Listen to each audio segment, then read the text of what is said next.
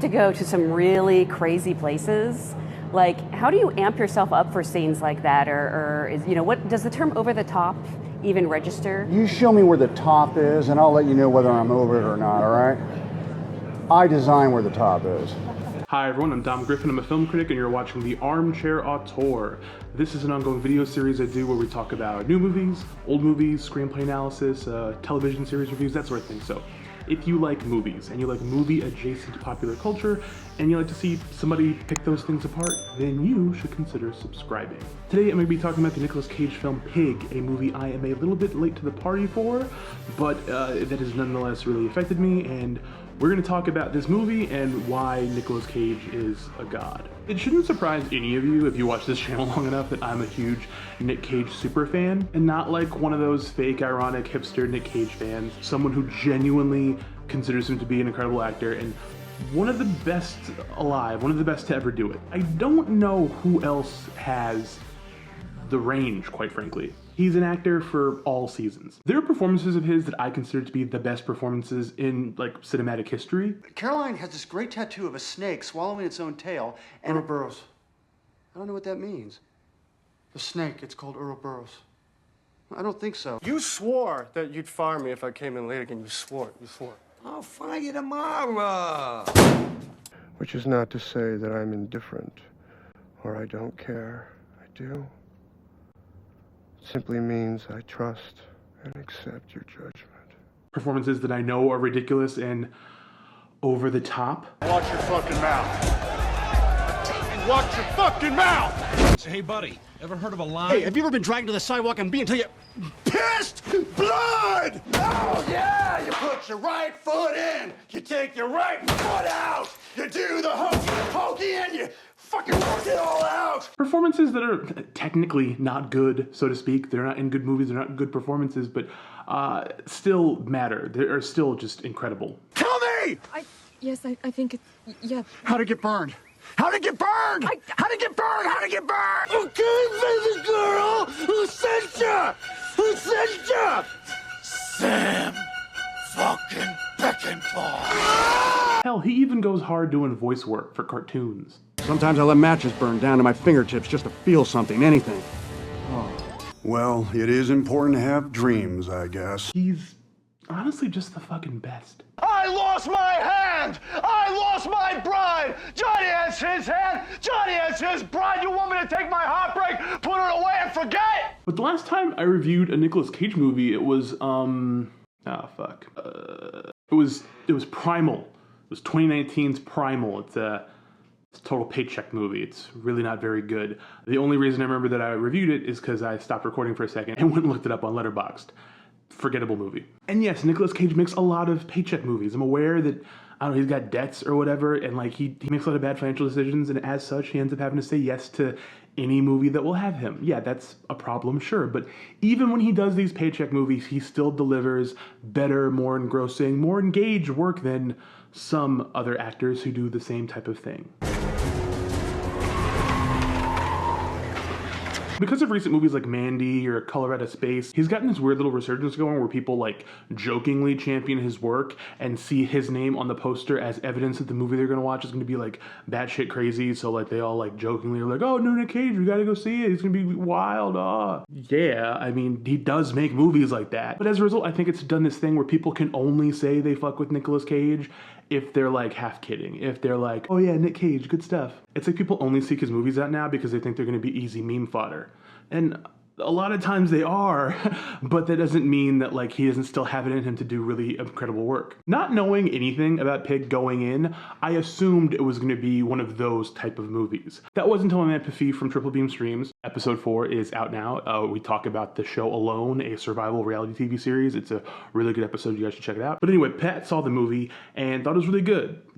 Genuinely good, not irony bro good. And that was enough for me to want to give it a chance. So this past week, in between having to go to screenings of 2 other films I've already reviewed on the channel, G.I. Joe Snake Eyes and Old, I decided to watch Pig. And I'm really glad I did. It's probably the movie that has touched me the most of any movie this year. It's 90 minutes long, features easily the best Nicolas Cage performance that I've seen in roughly 20 years. And it's just one of the most patient, earnest, affecting movies that I've seen in quite some time. I will have some light spoilers for the story and talking about the movie, just because there's not like a way to talk about it without spoiling anything, but I do think that if you want to see the movie and you haven't seen it yet, before you go any further in this video, you should just leave and go watch Pig.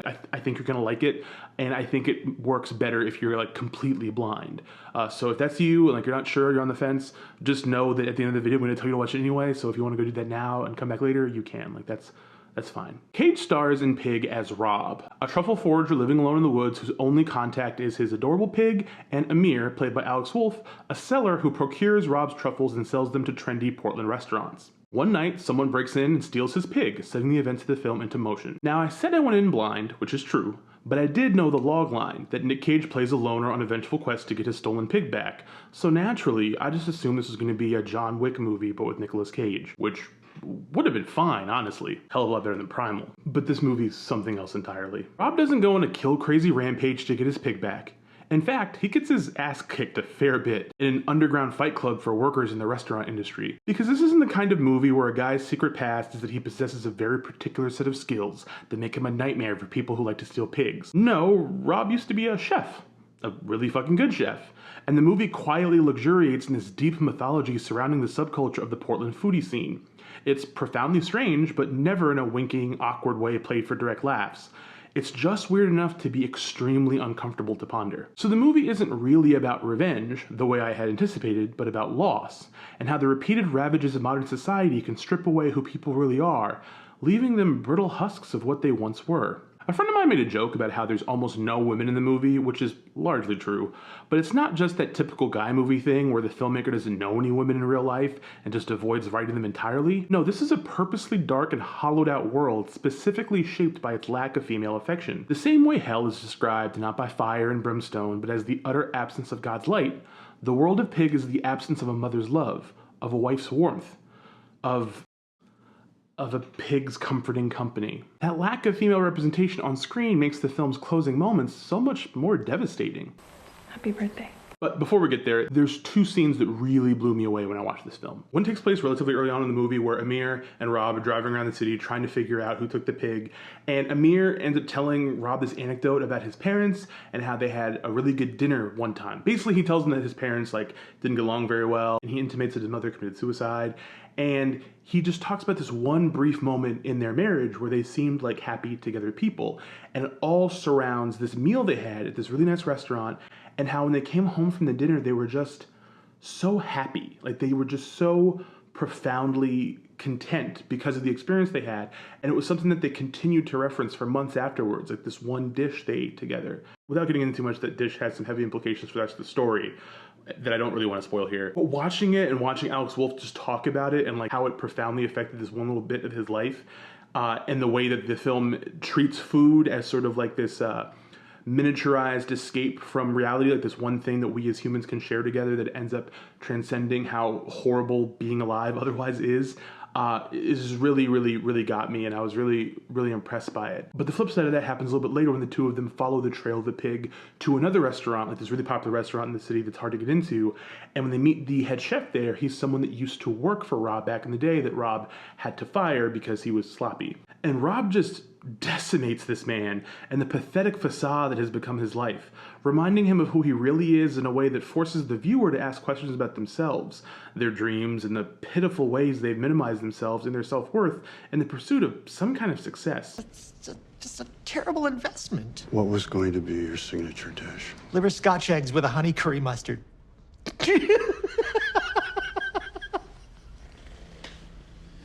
They're not real. You get that, right? There's another third scene that also really fucked me up, but I don't want to like overly detail it. But suffice to say, it involves Rob cooking a meal for the film's primary antagonist and watching Nic Cage cook for this person and like the way he puts this meal together, and other shots that you see throughout the film that are like little fleeting moments of showing like who Rob used to be before he ran off into the woods to hang out with a pig. It's really interesting, and it's really captivating, and it's really kind of like mesmerizing. And the whole time I was watching it, I just kept thinking, I can't think of another actor other than Nicolas Cage who could turn making dinner into such a poetic thing to watch. This movie has these fleeting little moments seeing his hands at work and the quiet way grief and regret rest in his face. And even though I was soaked up by the movie and how good it was, not really thinking of it as artifice, but being truly absorbed by the film itself, there was a part of my brain, the never shutting the fuck up critic part, that was just in the background screaming in Cage's favor, begging, imploring the world around me to finally put some respect on this man's fucking name. Because I don't know how many other actors could have taken a movie about a guy who lives in the woods hunting for his pig, like his pet pig, like his only friend in the world, and made it like this haunting rumination on so many different deep feelings and emotions and ideas. And like, who else would have even gotten this movie made? You know, who else would have read this guy's script and been like, yeah, I can do that. I can make this fucking harrowing portrait of humanity in this movie about a pig. I'll do that. Only Nicolas Cage. And it's just time we like respect this man and his artistry sincerely, not just ironically, not just like as a way to laugh because like he made a funny face or you can make a meme out of him or he dresses funny in public and that type of stuff. Like, just to remember, like, yo, they don't make a lot of people like this. They don't make a lot of artists like this in the movie industry. Like, most of the people that make movies who are movie stars now are like Chris Pratt. They don't make a lot of Nicolas Cages anymore. They may never again. And we should, you know, give him his flowers while he's here, man. Like, don't always just make jokes about this dude. Like, actually engage with the fact that he's one of the best at what he does. And what he does is really important to art. As of right now, Pig is my movie of the year. By the end of the year, maybe it'll still be in the top 10. I don't know if it'll even still be in the top 5. It's been a slow year, but I really like it. I like the movie a lot, but more importantly, I don't think another actor this year is going to turn in a performance on this level. Unless Nic Cage has another one in the tank this year, like, and he just outdoes himself maybe, but I don't know, it's a bunch of dudes doing bad biopics and crap like that. Like, nah, it's Nic Cage or nothing right now. He's in the lead, and I don't even know who's second place. So I implore you to watch Pig. I think you'll like it. I guarantee you'll like it. If you don't like it, I don't know, go into the comments later and call me a dick. Whatever. If you liked this video, give it a thumbs up. If you have not subscribed, please subscribe. Hit the little bell icon so you get notifications when I put out new videos. And, of course, if you have thoughts about the movie or Nic Cage or anything of that sort, you can go to the comments below to talk to me there because I love talking to you all. Thank you again for watching. Hope everyone's doing well, staying safe, being good to yourselves and each other. I'll see you all in the next video very soon. Bye.